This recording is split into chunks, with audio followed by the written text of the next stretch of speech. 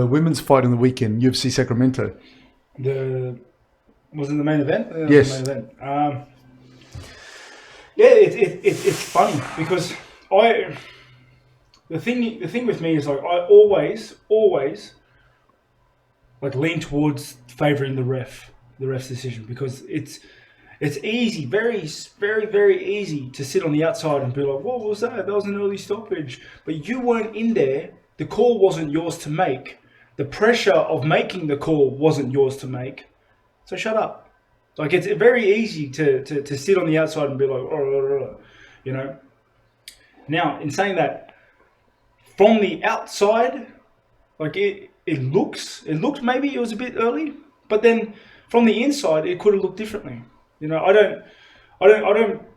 Yeah, she clocked her good standing. Yeah, it was crisp as it was super crisp, super crisp, and you know, that's another thing. Like, because we're not in that like directly like here away from the fight, the ref could have seen when that shot landed. The ref could have seen her eyes glaze over. Like, and if you've ever seen someone get knocked out close or get hurt or stunned, you can see there's a big difference with, oh, he's still in it. He's hurt, but he's still in it, opposed to, oh, she doesn't know where she is for this brief instant, and if I let this go, she's going to get hurt. 2 seconds later, you're all right. Yeah, you know what I mean? It's like that Askren knockout. Like a week ago. Oh no, he was out. Yeah, he was out from the knee. Like he was like stunned, and it's like the ref, like, he could have stopped it then if he could have made the distance. It just happened so quick. Yeah, it happened so quick.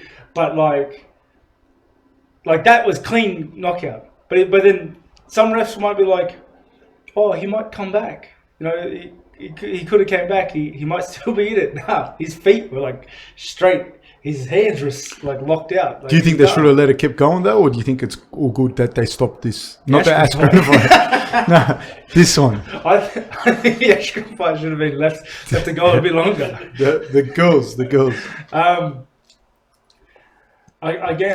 I always support the ref's decision. I believe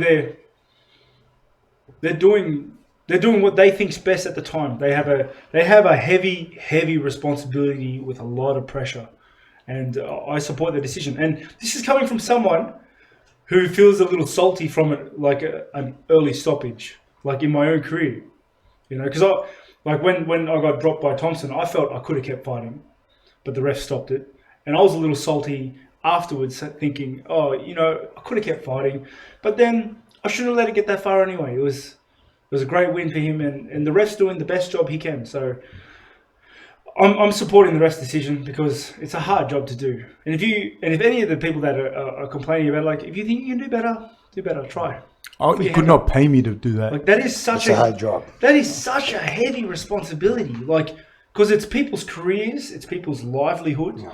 Like, it's the fans and the backlash of like the fans' emotions on social media, which will like impact the decision making for the company you work for.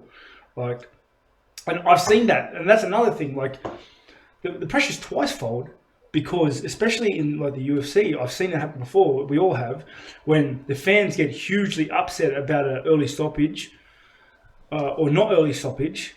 The social media backlash starts to play on the upper like roles and jobs of the company, and then they start, like, your own company turns on you and starts hammering you as well. So yeah, it's such a hard job.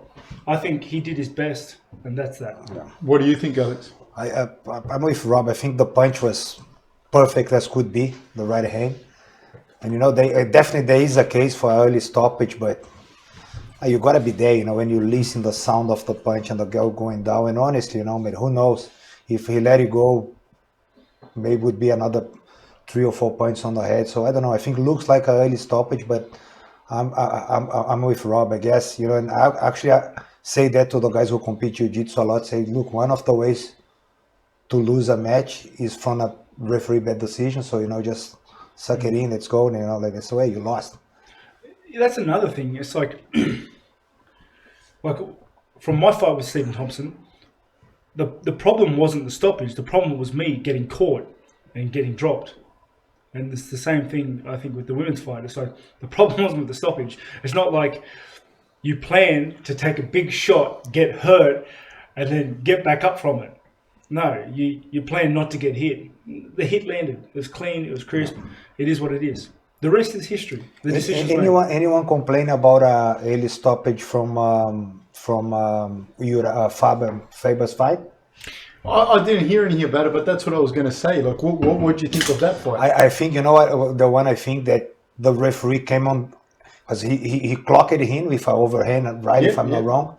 And then he was going to keep punching. But the referee came on the middle, and that 1 or 2 seconds the referee was in front of him, let the guy start to get back up. Because it's quick, man, you know, like you get out, you go out like 2 or 3 seconds after you up again. So 100%. that's make hard as well the decision of stop a fight. That's kind of how I was explaining, like trying to say before. It's like you don't know what the facial expressions are, or the eyes, especially the eyes, were like when he got hit and got dropped. And your eyes gone. Yeah, because we've seen in sparring sometimes, like you take a decent shot, like the guy, you can see he's hurt. Like he's hurt. You know, if you see that on the ground and you give someone free rein, someone experienced like Uriah Faber, like free rein to just beat on him, he's just going to get hurt. He's going to take much more head trauma than necessary. And let's remember.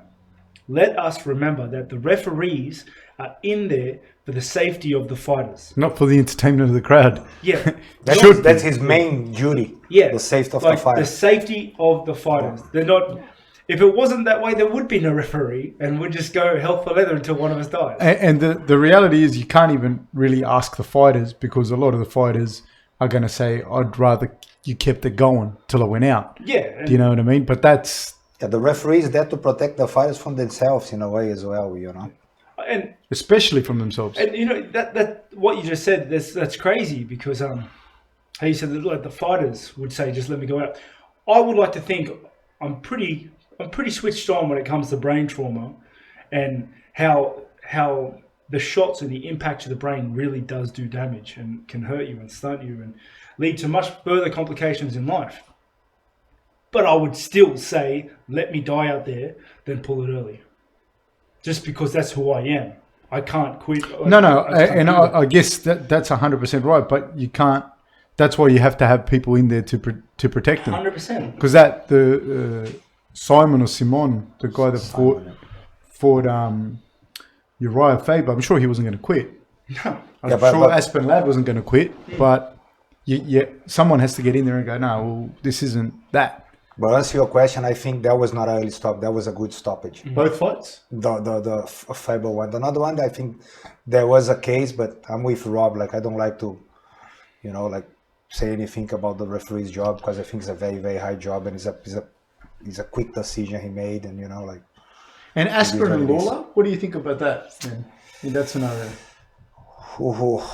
Yeah. All right, that was like, you know, I don't want to put myself in controversy here, but I think if Askren was not going to let it go, the choke. That's what I think. You know, like the referee stopped it, but like he was going to stop to squeeze. Now he would keep squeezing. So, but you know something here. A choke is something that I think the referee is easier for the referee to let it go. A choke than, you know, someone getting hit on the face. If that makes sense. Yeah, but in the position he was in, and he kind of went limp. You seen him go limp for a sec. How long do you let him keep choking for? That's the thing, you know. I mean, I don't want to talk bad things. It's such a high job, but I'm on the case like in a choke. Let the guy go out fully. But he's not gonna die, you know. You don't kill people choking. Yeah, people. but you know better than anyone. No, but we got to cover that story after this. What was I going to say? Well, I'll talk about. You nearly killed me once, you know that. No, I know. In Chicago. I want to hear this. I want to hear the story after. Please. No. Before we get to that, any stories? I can make a court case out of it. Let's register it. Askren though, Robbie kind of went, or looked like he went limp. I believe that as well. I don't care if you were good. If you look like you're out, you're out. And so if you kind of went limp, How much longer? I'm saying to you, is it okay to keep choking someone? At least I want a ballpark figure. You tell me, at least a good 4 seconds. I think just for good measure. a good 4 seconds. Maybe, yeah, because Askren will keep squeezing. But at least a good 4 seconds. Yeah, that's the thing, you know, man. To finish this conversation, like, I don't think he would stop to squeeze, and that's my whole point. It was a good stoppage. You know, a choke that was left on longer than it needed to be was the Machida when John Jones had that choke, the standing guillotine. That was a brutal one, eh? Yeah, You remember that? Like And he opened on the social media that he let the guy go. Remember that? Yeah. Just let it go. Like he choked him. Yeah, like the ref didn't even stop it. I don't think. But the choke was so on, and then he went out. And that was a good 4 seconds. Yeah, but what about if the guy was faking? That he was getting out? Nah, he was dead. That was fat thing. He thought I was faking. Says No, okay, we keep bringing it up. But please tell us the story. He has to tell the story. It's his story. no. I'll tell you. I'll tell a story. I was rolling. There's a guy who teaches at UFC Bankstown gym now. He teaches the grappling there. UFC Bankstown. His name's Gordian Stojevski. He's pretty sure he's like a convicted war criminal. We were rolling. And he doesn't roll like a normal person. He rolls like you broke into his house at 3 a.m. every time. And he got me in a head arm choke, and I wasn't going to get out of it. And it was my arm was across me like this. And I looked at it, and I could see his crazy eyes looking at me like this. And he squeezed me so hard, he went out. That's a true story. That's a true story of Gordian.